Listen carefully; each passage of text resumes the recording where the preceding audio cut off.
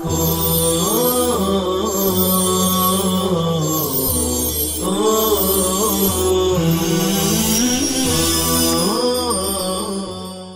علیکم ورحمۃ اللہ وبرکاتہ۔ عزیز طلبہ،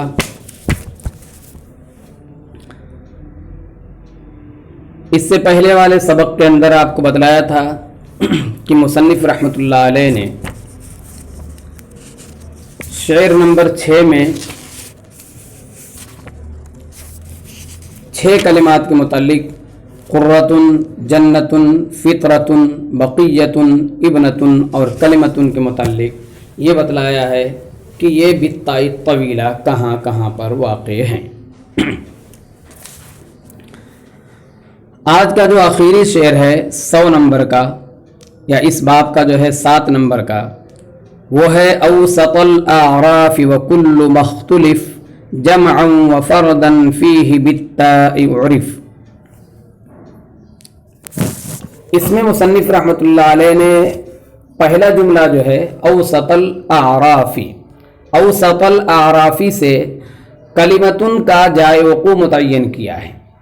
ترجمہ پہلے دیکھ لیجئے، وسط اعراف میں، اس کا تعلق جو ہے کلمتن سے، اور ہر وہ لفظ جس کے جمع اور مفرد ہونے میں اختلاف قرات ہوا ہے، کل مختلف جمع و فردن فیہ، اور ہر وہ لفظ جس کے جمع اور مفرد ہونے میں اختلاف قرات ہوا ہے وہ تا سے پہچانا گیا ہے، یعنی تا کے رسم کے ساتھ، یعنی بالتاء طویلہ۔ اس شعر میں مصنف نے ایک تو کلمتن کا جائے وقوع متعین کیا ہے، اور دوسرے جو ہے ایک قاعدہ کلیہ بیان کیا گیا ہے۔ قاعدہ کلیہ کیا ہے؟ قاعدہ کلیہ یہ ہے کہ ابھی تک جو آپ کے سامنے ذکر کیا گیا جو 13 کلمات 41 جگہوں پر آئے ہوئے ہیں، وہ جو ہے بالتاء طویلہ ہیں، اور وہ مفرد ہے، بالتاء طویلہ ہیں اور وہ مفرد ہیں۔ لیکن بہت سے کلمات ایسے ہیں جن کا واحد اور جمع ہونے کے متعلق اختلاف ہے کہ وہ کلمہ واحد ہے یا جمع ہے۔ ابھی تک جو کلمات ذکر کیے گئے آپ کو، یہ سب جو ہے واحد تھے، جیسے جناتن نہیں کرے، جنتن، کلماتن نہیں بلکہ کلمتن، تو اس میں جو ہے کیا تھا، واحدی تھے لیکن لمبی تا سے لکھے گئے تھے۔ اب جو ہے مختلف وکل مختلف سے جو ایک قاعدہ کلیہ بتلا رہے ہیں، وہ یہ بتلا رہے ہیں کہ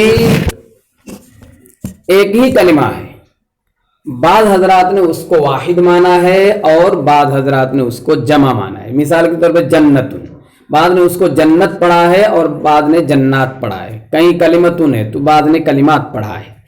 تو جہاں جو مفرد اور جمع ہونے کا اختلاف ہے تو اس کو ایک اصول بتلا رہے ہیں کہ اس کلمے کو لمبی تا سے لکھا جائے گا۔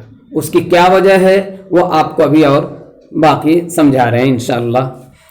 تو اوسط الاعراف جو مصنف نے کہا ہے، یہ کلمتن کا جائے وقوع متعین کیا ہے۔ تو سوال یہ ہے کہ یہاں جب لفظ کلمتن ایک ہی جگہ آیا ہے تو پھر جو ہے اس کو مصنف نے اوسط الاعراف کہہ کر کے متعین کیوں کیا؟ وہ تو ایک ہی جگہ ہے ہی۔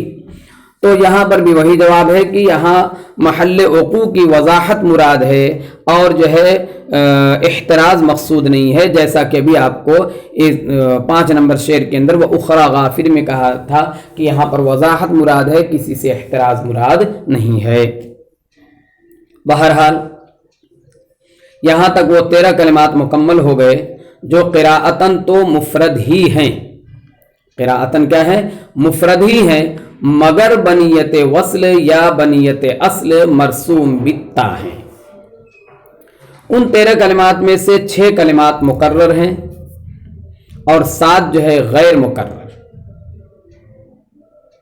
7 6 13، اور کل جو ہے 41 مقامات پر واقع ہیں۔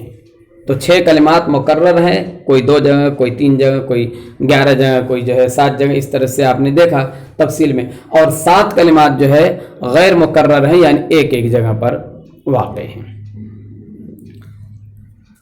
अब ये जो कलिमात हैं, इन कलिमात में क़ुर्राए अशरा में से इब्न कसीर मक्की, अबू अम्र बसरी, इमाम किसाई और इमाम याकूब, ये हजरात जो है असल का एतबार करते हुए वक्फ बिल हा करते हैं। और बाकी 6 हजरात यानी इमाम नाफे, इब्न आमिर शामी, आसिम कूफी और हमजा कूफी, ये सब जो है रस्म का एतबार करते हुए वक्फ बित्ता करते हैं। वक्फ बित्ता इसलिए कि आपको ये मालूम है कि वक्फ जो है रस्म के ताबे होता है, और रस्म में चूंकि ता लिखी हुई है लिहाजा वक्फ बित्ता यहाँ पर किया जाता है। इमाम नाफे, इब्न आमिर शामी, इमाम आसिम और इमाम हमजा कूफी के यहाँ, और दीगर हजरात जिनका मैंने अभी नाम लिया, जैसे उनमें जो है इब्न कसीर मक्की है, अबू अम्र बसरी हैं, किसाई हैं, और क़ुर्राए अशरा में से एक जो है याकूब हैं।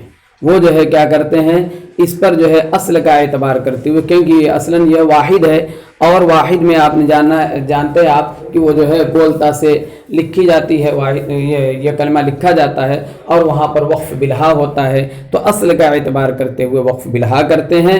और ये हजरात जो है जिसमें हमारे इमाम आसिम भी हैं, वो वक्फ बित्ता करते हैं, क्योंकि वक्फ में रस्म का एतबार किया जाता है।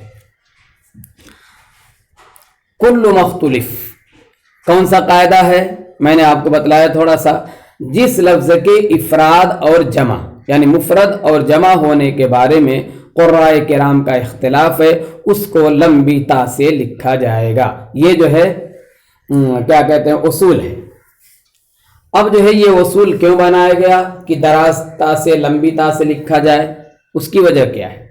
उसकी वजह यह है कि ये उसूल जो है शमूल क़िराअत के लिए अपनाया गया, क्योंकि जमा तो हमेशा ताए तवीला से ही लिखी जाती है, जैसे अस्सालिहात, अलकानितात वगैरह, और वक्फन और वसलन ता ही पढ़ी जाती है, बखिलाफ मुफरद के कि इसको ताए तवीला और मरबूता दोनों के साथ लिखना सही है।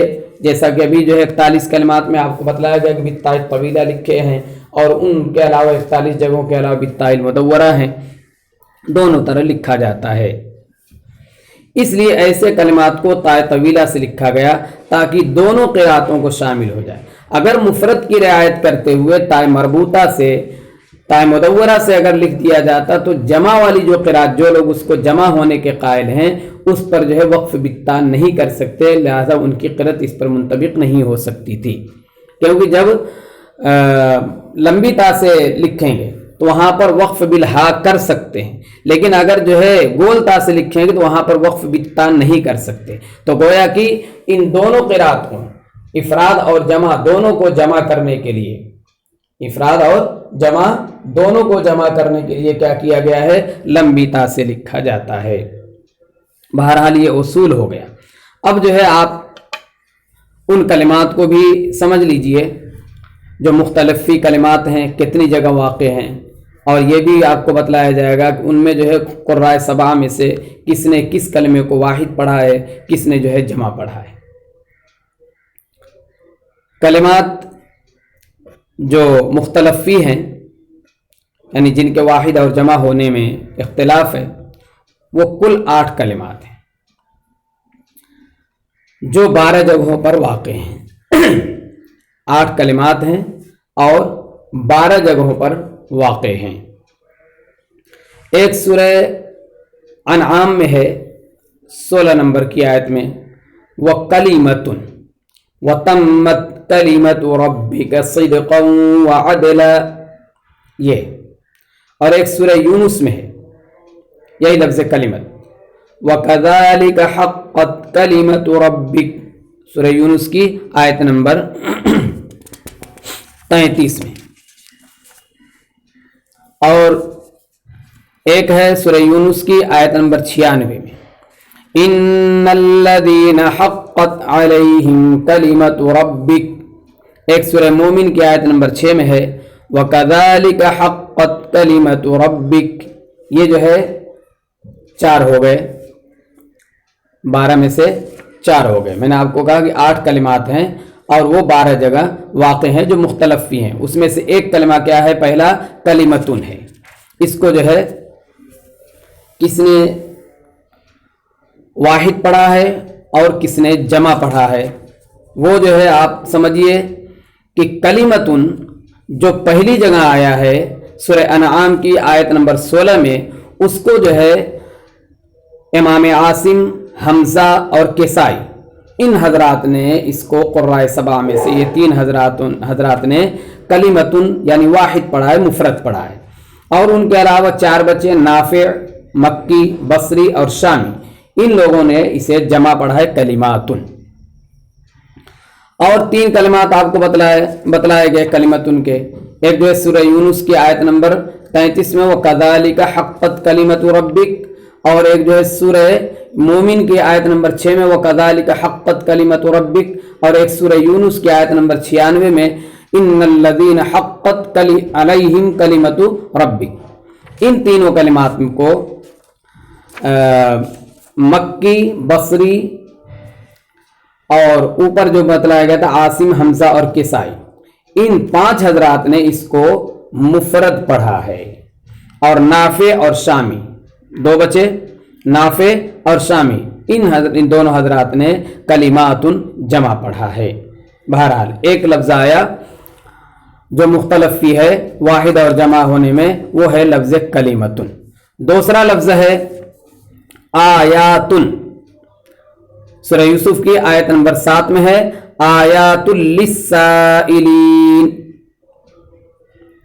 اس لفظ کو ابن کثیر مکی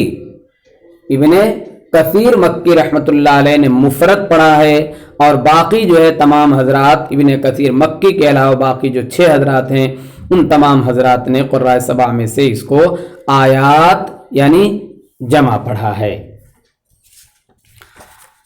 تیسرا لفظ ہے غیابتن ہے، جو 2 جگہ آیا ہے، ایک دونوں سورہ یوسف میں ہے، ایک آیت نمبر 10 میں ہے اور ایک آیت نمبر 15 میں ہے وَأَلْقُوهُ فِي غَيَابَةِ الْجُبِّ، اور دوسرا ہے وَأَن يَجْعَلُوهُ فِي غَيَابَةِ الْجُبِّ۔ اس کو جو ہے غیابتن مفرد پڑھنے والے نافع کے علاوہ سبھی لوگوں نے اس کو مفرد پڑھا ہے، اور امام نافع نے اس کو غیاباتن جمع پڑھا ہے۔ پھر ایک چوتھا لفظ ہے آیاتن، لولا انزل علیہ آیات من ربہ، 2 جگہ آیاتن آ گیا، ایک جو ہے 2 نمبر پہ اور ایک جو ہے 4 نمبر میں ذکر کیا۔ اصل میں اختلاف ہے، اس اعتبار سے اس کو سورہ عنکبوت کی آیت نمبر 50 میں ہے لولا انزل علیہ آیات من ربہ، اس کو جو ہے امام مکی، شعبہ، حمزہ اور کسائی نے مفرد پڑھا ہے، اور امام نافع، امام بصری اور امام عاصم جن کی قرأت ہم پڑھتے ہیں انہوں نے اس کو جمع پڑھا ہے۔ 5واں لفظ ہے غرفات، وَهُمْ فِي الْغُرُفَاتِ آمِنُونَ، سورہ سبا کی آیت نمبر 37 میں ہے غرفات۔ یہ جو ہے 5واں لفظ ایک جگہ واقع ہوا ہے، امام حمزہ نے اس کو جو ہے مفرد پڑھا ہے، اور باقی حضرات نے اس کو غرفات جمع پڑھا ہے۔ چھٹا ہے بینتن، فہم علی بینۃ منہ، سورہ فاطر کی آیت نمبر 40 میں ہے، اس کو جو ہے بینتن مکی، بصری، حفص اور حمزہ، مکی، بصری اور حفص اور حمزہ، یعنی اس میں جو ہے 3.5 امام کہے جاتے ہیں۔ آپ ایک بات یاد رکھیے کہ جب ایک امام اور ایک راوی ہو تو 1.5 یعنی راوی کو آدھا گنتے ہیں امام کے ساتھ، تو اس میں جو ہے آدھا یعنی 3 امام، مکی، بصری، حمزہ، یہ 3 مکمل امام اور پھر جو ہے امام حفص جو امام عاصم کے راوی ہیں، ان حضرات نے اس کو مفرد پڑھا ہے بینتن. کہاں پر؟ فہم علی بینت من سورہ فاطر کی آیت نمبر 40 میں. اور اس کے علاوہ 3 امام اور ایک راوی یعنی 3.5 امام ادھر بھی ہو جائے گا، نافع، شامی اور کسائی، اور امام عاصم کے راوی جو ہے شعبہ. تو گویا کہ 3.5 امام نے اس کو مفرد پڑھا ہے اور 3.5 نے اس کو کیا پڑھا ہے؟ جمع پڑھا ہے. 7واں لفظ ہے ثمرات. سورہ فصلت کی آیت نمبر 47 ہے، وما تخرج من ثمرات من اکمامها وما تخرج من ثمرات من اکمامها. سورہ فصلت کی آیت نمبر 47 ہے. اس کو جو ہے مکی، بصری، شعبہ، حمزہ اور کسائی، یعنی یہاں پر 4.5 امام ہو جائیں گے. مکی، بصری 2 اور حمزہ، کسائی 4 امام، اور شعبہ یعنی امام عاصم کے جو ایک شاگرد ہیں، راوی ہیں، راوی 2، یہ راوی اول، انہوں نے اس کو مفرد پڑھا ہے. اور باقی جو ہے اب جب 4.5 امام نکل گئے تو 2.5 امام بچے، نافع اور شامی اور امام عاصم کے راوی جو ہے حفص رحمۃ اللہ علیہ، انہوں نے اس کو جمع پڑھا ہے ثمرات. کہاں پر یہ لفظ آیا ہے؟ سورہ فصلت کی آیت نمبر 47 میں، وما تخرج من ثمرات من اکمامها. آخری اور 8واں لفظ ہے جمالتن. سورہ مرسلات کی آیت نمبر 33 میں ہے، کأنہ جمالۃ صفر. یہ جو ہے امام حفص، حمزہ اور کسائی یعنی 2.5 امام نے اس کو مفرد پڑھا ہے جمالتن. اور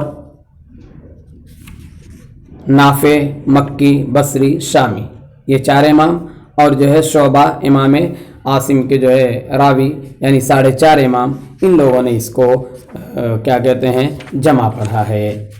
بہرحال یہ 8 کلمات تھے جو 12 جگہ پر واقع تھے. آپ کے سامنے تفصیل آئی کہ یہ سارے کلمات جو ہے لمبی تا سے لکھے جائیں گے، کیونکہ گول تا سے لکھنے کی صورت میں جمع پڑھنے والوں کی قرت جو ہے اس میں جمع نہیں ہو پائے گی، شامل نہیں ہو پائے گی، اس لیے اس کو لمبی تا سے لکھا جاتا ہے تاکہ واحد پڑھنے والے وہاں پر وقف بلہا کر سکتے ہیں. سورہ یونس آیت نمبر 96 میں ان الذین حقت علیہم کلمۃ ربک میں کلمتن، اور اسی طرح سے سورہ مومن میں وَكَذَلِكَ حَقَّتْ كَلِمَةُ رَبِّكَ عَلَى الَّذِينَ كَفَرُوا میں کلمتن کے اندر اختلاف مصاحب بھی ہے، جو 2 ابھی آپ کے سامنے ذکر کیا گیا. ایک جو ہے سورہ یونس کا، سورہ یونس میں جو آیت نمبر 96 ان الذین حقت علیہم کلمۃ ربک، اور جو ہے دوسرا سورہ مؤمن کے اندر وَكَذَلِكَ حَقَّتْ کلمۃ ربک علی الذین کفروا. تو ان دونوں کلمات کے بارے میں بتلایا جا رہا ہے کہ ان کے اندر اختلاف مصاحب بھی ہے، یعنی بعض میں تا اور بعض میں ہا مرسوم ہے، مگر قیاس کا تقاضا یہی ہے کہ یہ بتا ہونا چاہیے. بہرحال اللہ کے فضل و کرم سے آج کا یہ سبق یعنی باب ہاء التانیث التی رسمت تاء اللہ کے فضل و کرم سے جو ہے مکمل ہوا. اب صرف جو ہے اس کتاب کا 3 باب رہ گیا ہے. ایک باب حمز الوصل، اور دوسرا جو ہے باب الروم والاشمام، اور تیسرا جو ہے خاتمۃ الکتاب. انشاءاللہ العزیز وہ بھی آپ کی خدمت میں جلد از جلد پیش کرنے کی کوشش کی جائے گی. اب جو ہے ہم آپ سے رخصت لینا چاہتے ہیں. السلام علیکم ورحمۃ اللہ وبرکاتہ.